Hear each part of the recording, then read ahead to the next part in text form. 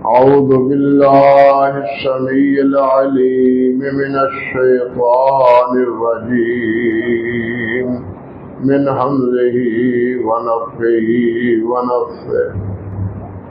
بسم الله الرحمن الرحيم. وأذن في الناس بالحج يأتوك رجالا وعلى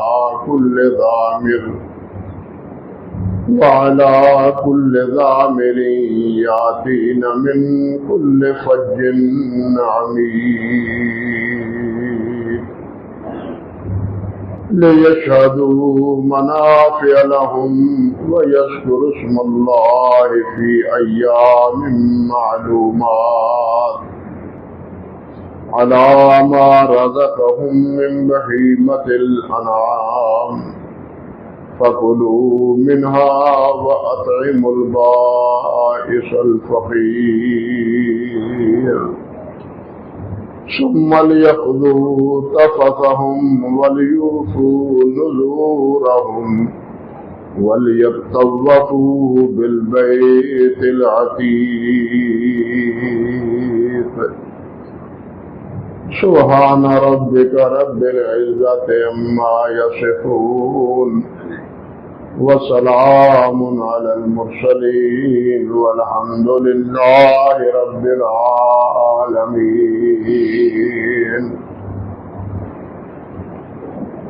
محترم معزز سامعین کرام، عزت مآب میری بہنوں اور بیٹیوں،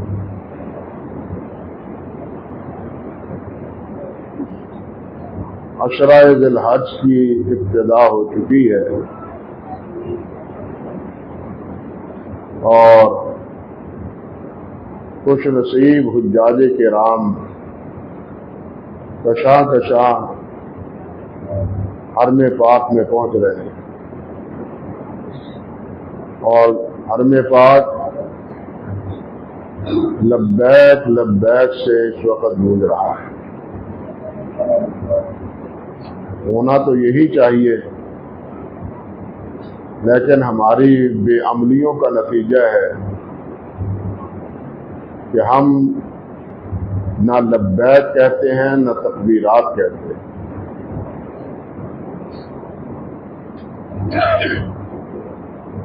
لیکن صحابہ کرام اور نبی کریم صلی اللہ علیہ وسلم کے ایام مبارک میں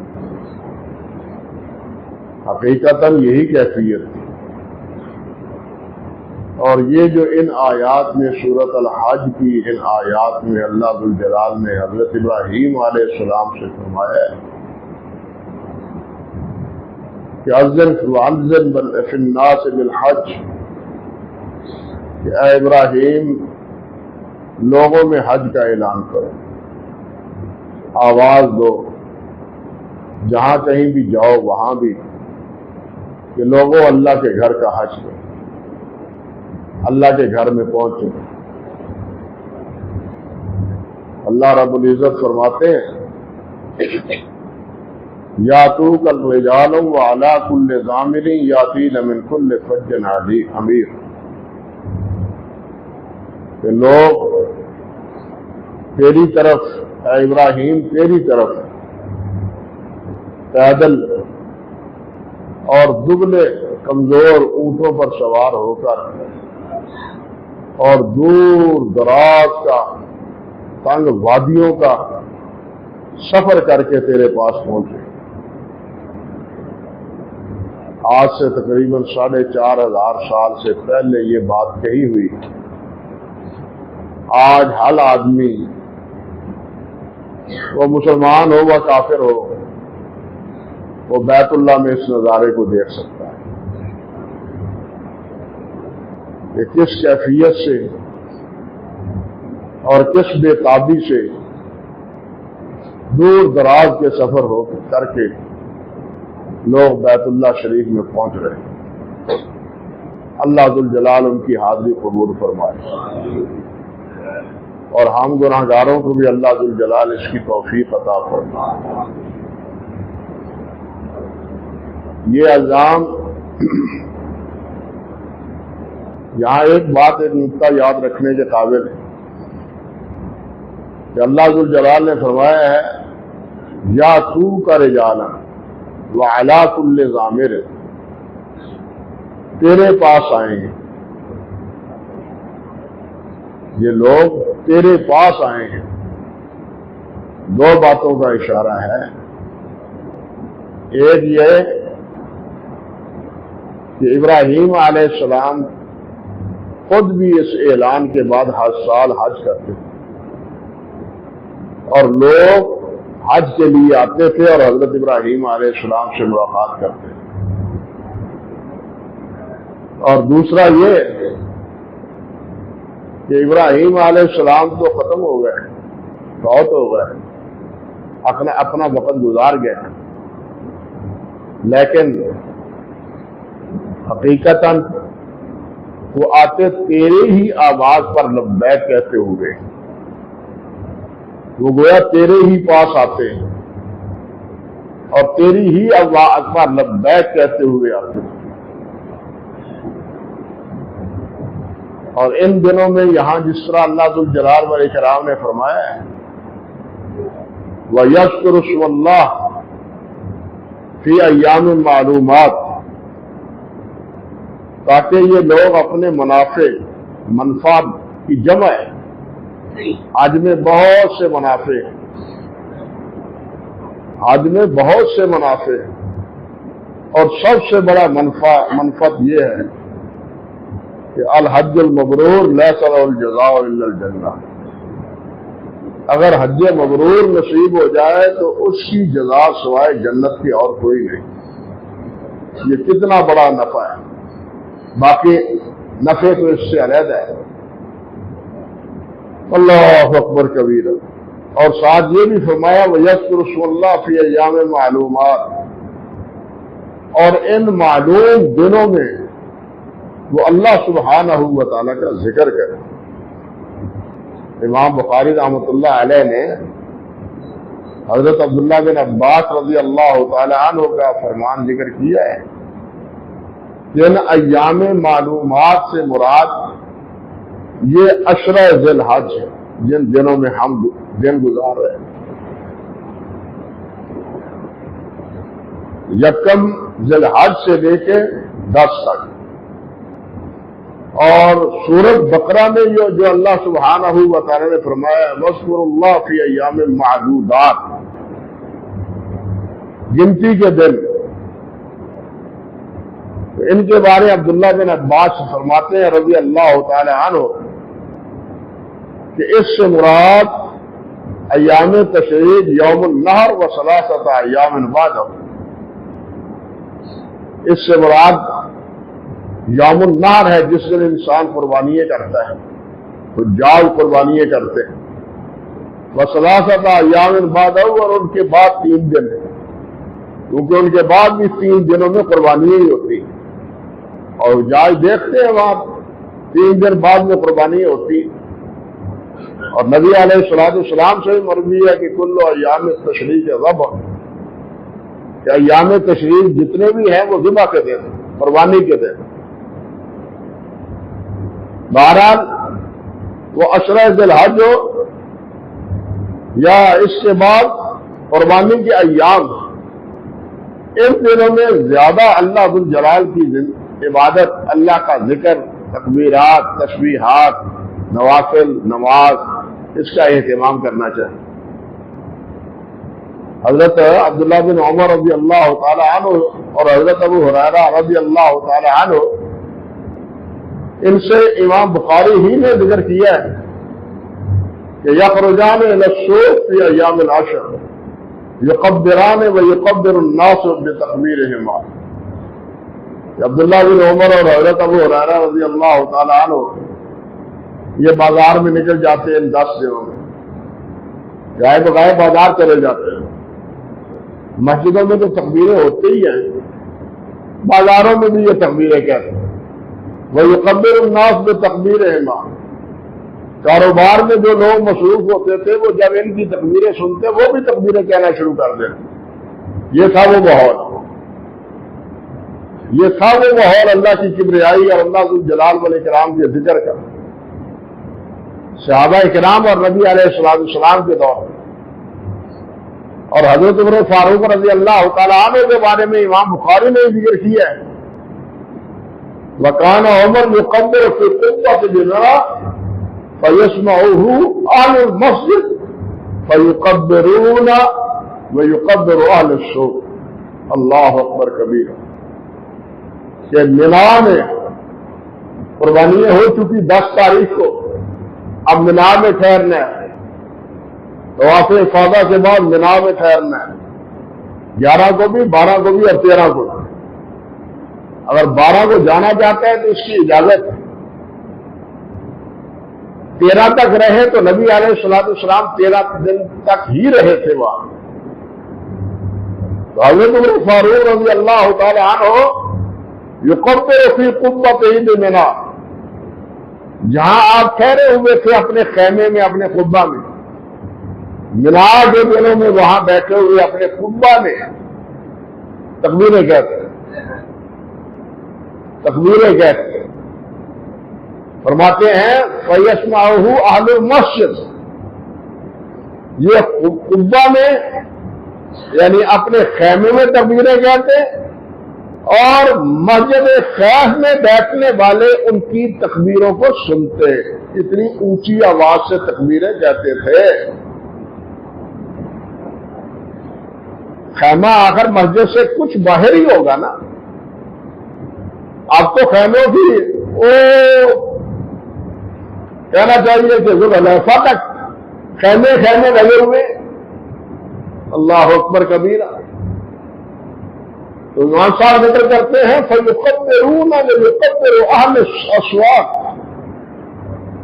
دوسرے مسجد والے اور بازاروں میں، منا میں بازار بھی لگتے ہیں کھانے پینے کے لیے، کھانے پینے والے حضرات بازار میں اور مسجد میں بیٹھنے والے وہ بھی تکبیریں شروع کر دیتے. اصل میں ایک آدمی توجہ دلائے تو دوسرا آدمی اس کو دیکھ کے اس کی طبیعت خود مائل ہوتی ہے کہ میں بھی تکبیریں کروں. آپ تجربہ کر کے دیکھیں. آپ سفر پر ہیں، سفر کے دوران آپ خاموشی سے اللہ کا ذکر کر رہے ہیں اور صرف آپ کے ہونٹ ہل رہے ہیں.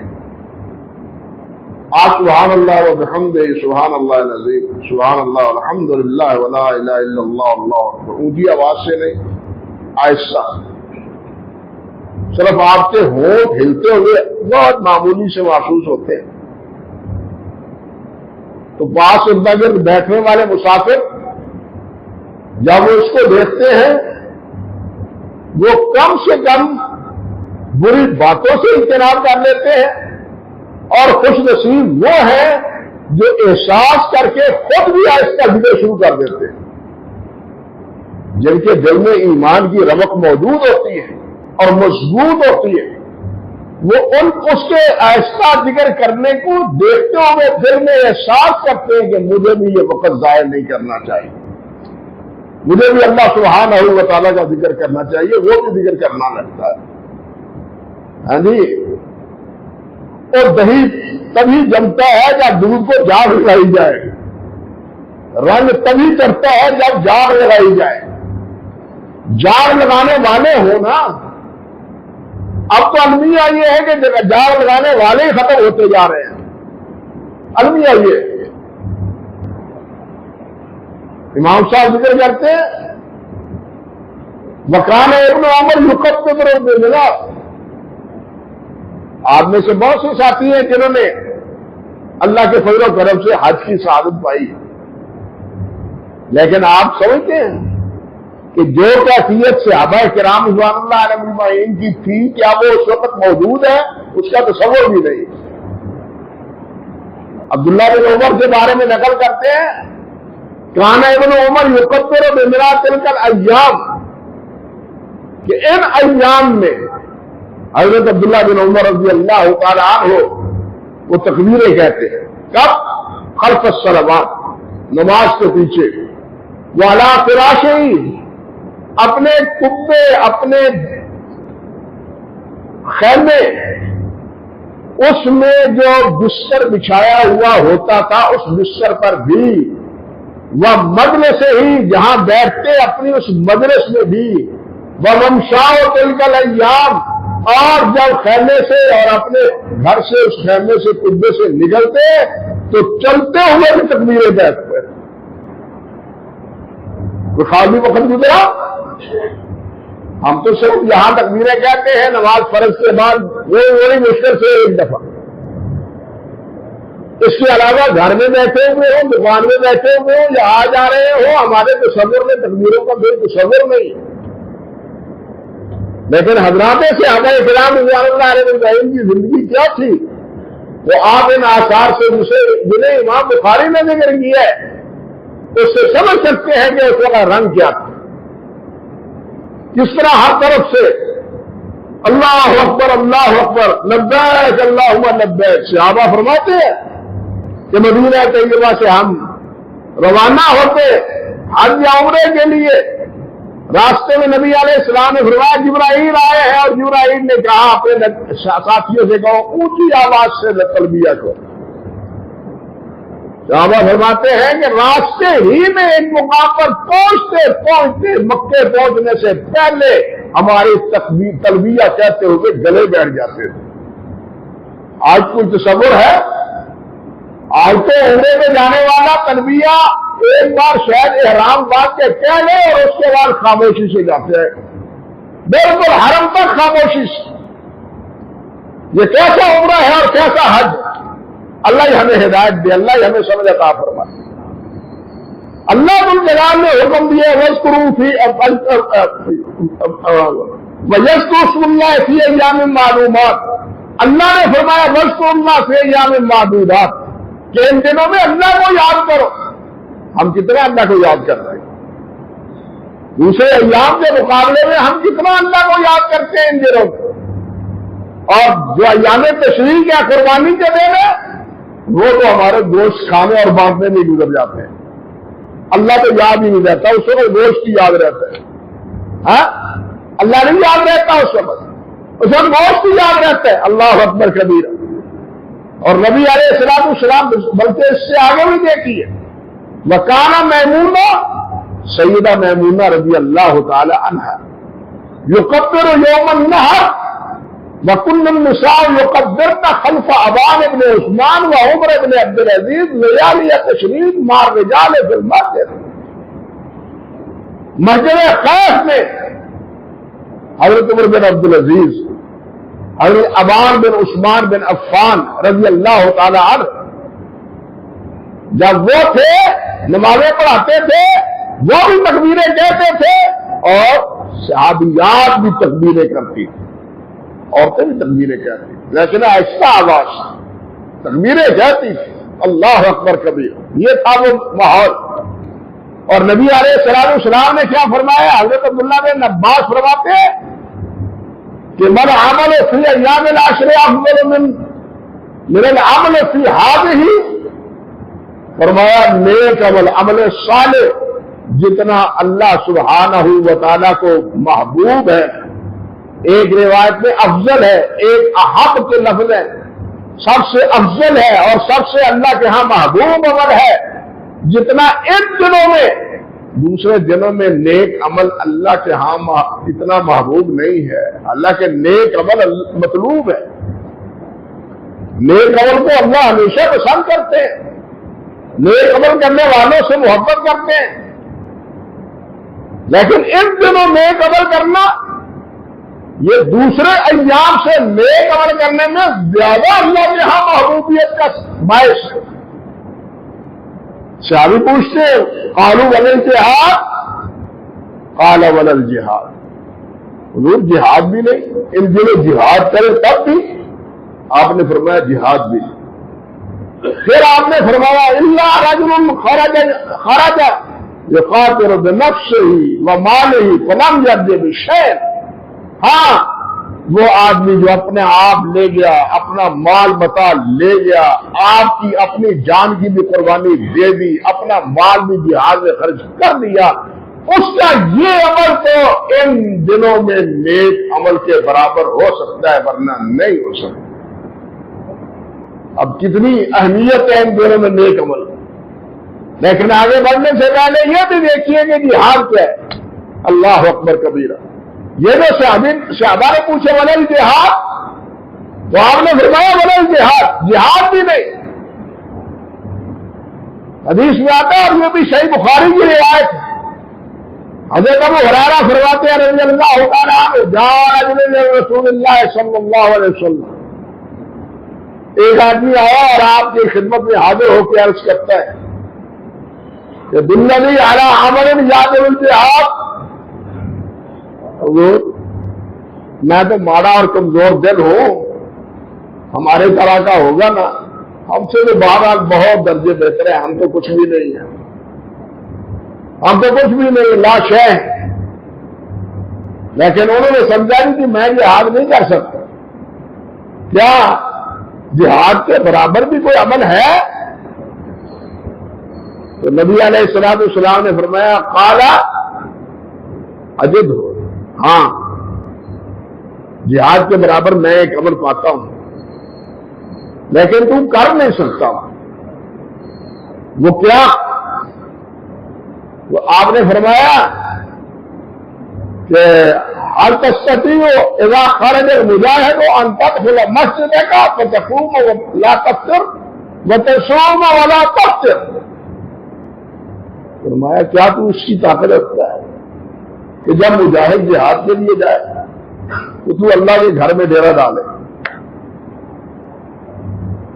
تو اس کے مقابلے میں اللہ کے گھر میں ڈیرا ڈالے، بس اللہ کے گھر میں عبادت کرتے رہو کہ اس میں تعطل نہ پڑے، مسلسل ہم عبادت کرتے ہی رہو، وتصوم ولا تفطر، اور تم روزہ رکھتے ہی رہو، افطار نہ کرو، روزانہ روزہ رکھو۔ نہ نماز سے تمہاری طبیعت اگتا ہے، نہ روزے سے میری طبیعت اگتا ہے۔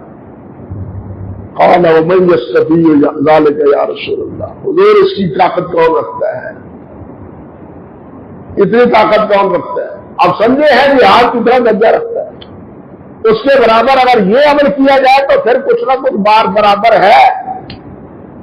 لیکن سوچئے کہ اس حدیث کے تناظر میں جب صحابہ کرام نے پوچھا ولل جہاد فی سبیل اللہ، فقال ولل جہاد فی سبیل اللہ، جہاد بھی نہیں، فرمایا جہاد بھی نہیں۔ ہاں صرف ایک ہی صورت ہے، اپنا سارا اثاثہ بھی لے جائے اور آپ بھی جائے، آپ بھی شہید ہو جائے اور سارا اثاثہ اللہ کی راہ میں خرچ ہو جائے۔ یہ ہے عمل ان دنوں نیک عمل کرو، فرائض، نوافل، ذکر و اذکار، صدقہ و خیرات، یہ سارے جتنے بھی نیک عمل ہیں ان کو شامل،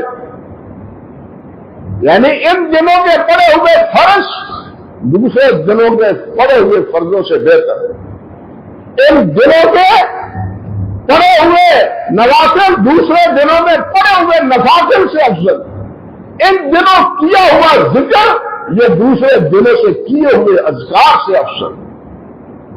آپ رمضان میں سنتے ہی ہے نا لیلۃ القدر خیر من الف شہر، کہ ایک رات کی عبادت 1000 مہینے سے بہتر۔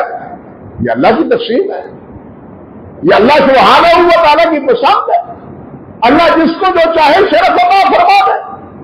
لیلۃ القدر کو شرف دے دیا، عشرہ ذی الحج کو یہ شرف دے دیا، اور 9 ذی الحج کو یہ شرف دے دیا، عشر کو دے دیا، اور ایام تشریق کو شرف دے دیا۔ یہ سارے ایام تو اسی کے بنائے ہوئے ہیں، ساری مخلوق تو اسی کی بنائی ہوئی ہے۔ جس طرح پوری مخلوق میں سے جس کو چاہتا ہے برتر بنا دیتا ہے، اسی طرح ایام میں بھی جس کو چاہتا ہے افضلیت اور برتری عطا فرما دیتا ہے۔ اللہ اکبر کبیرہ۔ اور یہاں یہ بات بھی پھر دیتے ہیں، اللہ اکبر، اللہ کی کتنی کرم نوازی، اللہ کا کتنا احسان ہے اور کتنا انعام اور کتنی اللہ ذوالجلال کی رحمت ہے کہ حجاج وہ بیت اللہ میں حاضری دے رہے ہیں، لبیک لبیک کہہ رہے ہیں۔ یہ لبیک بھی واضح سناس بالحج کے جواب میں ہے، جہاں ابراہیم علیہ السلام نے فرمایا تھا، ابراہیم علیہ السلام نے کہا تھا کہ لوگوں حج کرو، حج کے لیے آؤ، اور اب یہ اس کو یہ نصیب ہو رہا ہے گھر کی حاضری، یہ اسی کی آواز پر گویا لبیک لبیک کہہ رہا ہے۔ تبھی تو اللہ نے فرمایا یا تو کا رجالاً وعلی کل جابر، تیرے پاس آئیں گے، تیری آواز پر آئیں گے، تیرے پاس آئیں گے، تیری آواز پر آئیں گے۔ یہ اللہ ذوالجلال والاکرام کے پیارے پیغمبر نے جو ہوکا لگایا، جو آواز لگائی، یہ اسی کی تصدیق اور تائید اور قبولیت کو قبول کرتے ہوئے لبیک لبیک کہتا ہوا رب ذوالجلال کے ہاں حاضر ہوتا ہے۔ اللہ اکبر کبیرہ، اللہ اکبر کبیرہ۔ لیکن دیکھیے، اگر وہاں حجاج لبیک کہتا ہے اور تکبیرات کہتا ہے، یعنی لبیک کہتا ہے بیت اللہ عمرہ کرنا ہے تو بیت اللہ تک پہنچنے تک، حج کرنا ہے تو پہلے جمرے کو کینکریاں مارنے تک، یہ لبیک،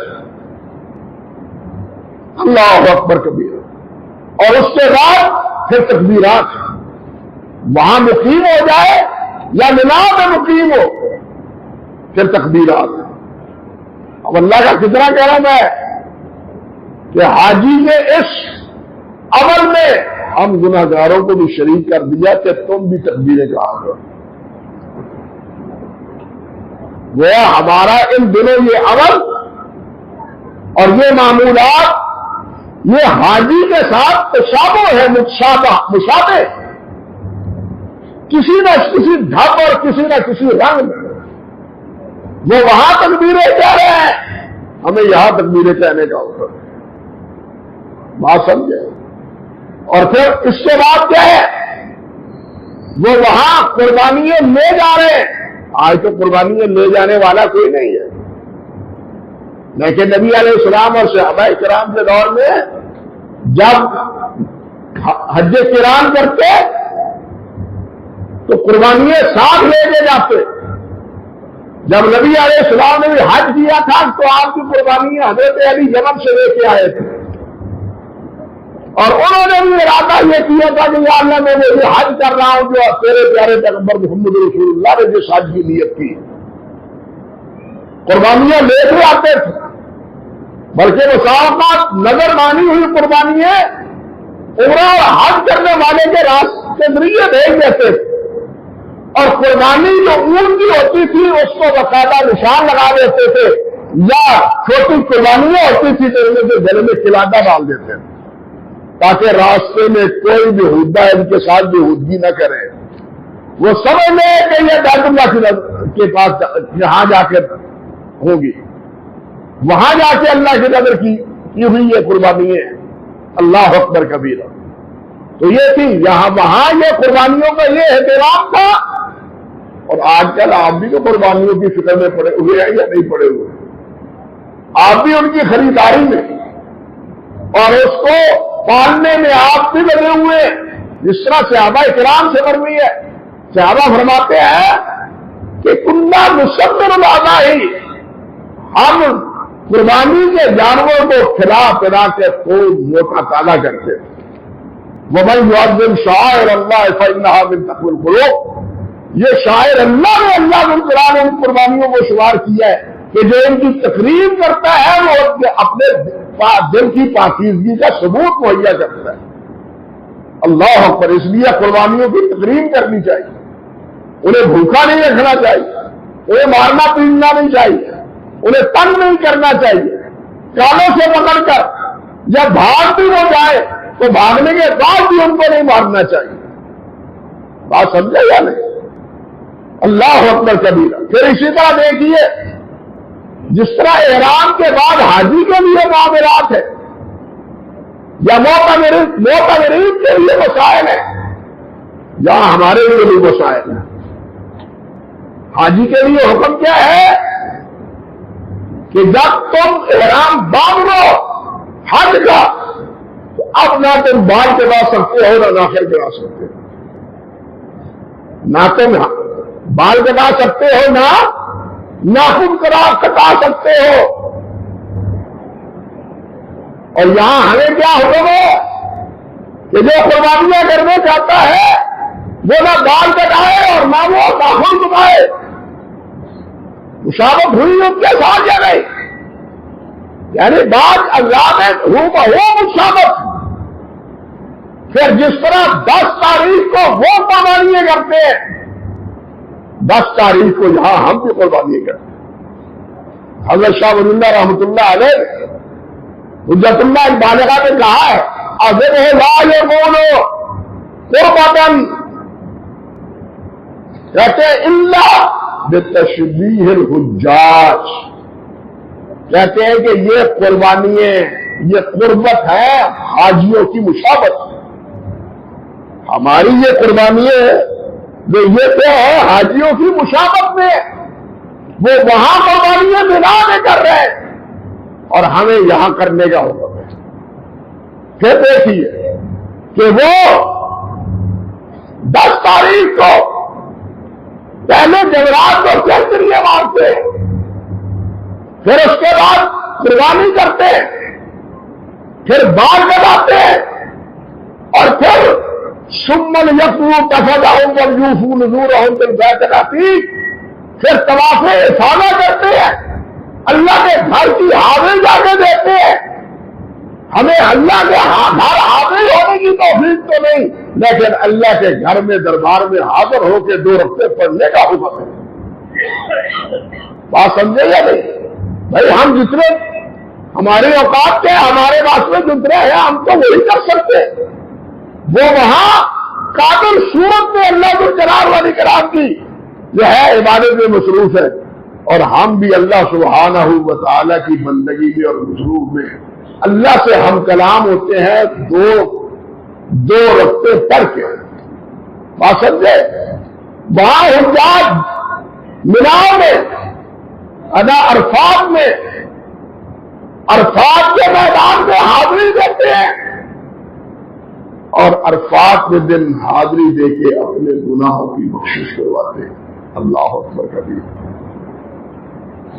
آپ نے فرمایا الحج عرفہ، حج ہے یہ عرفات کی حاضری کا نام.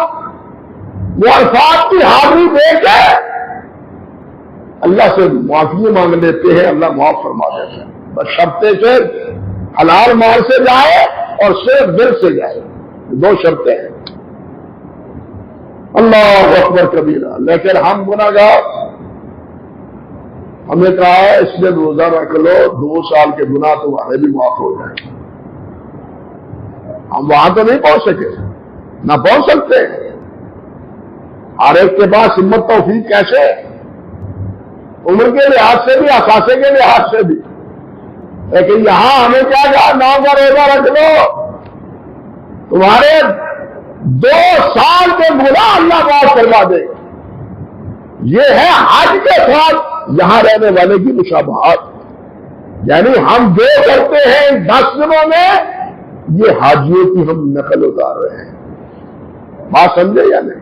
ہم حاجیوں کی یہاں نقل اتار رہے ہیں. اللہ ہماری یہ نقل قبول فرما دے. اور بھائی جس طرح نماز ہے، نماز کی بھی تو ہم نبی علیہ السلام اور صحابہ کرام کی نماز کی نقل ہی اتار رہے ہیں نا. قربانی ہے تو وہ بھی اسی طرح ہے، حج ہے تو وہ بھی اسی طرح ہے، روزہ ذکر و اذکار ہے تو وہ بھی اسی طرح ہے. اور یہاں یہ نہیں دیکھیں کہ یہ قربانی ہے.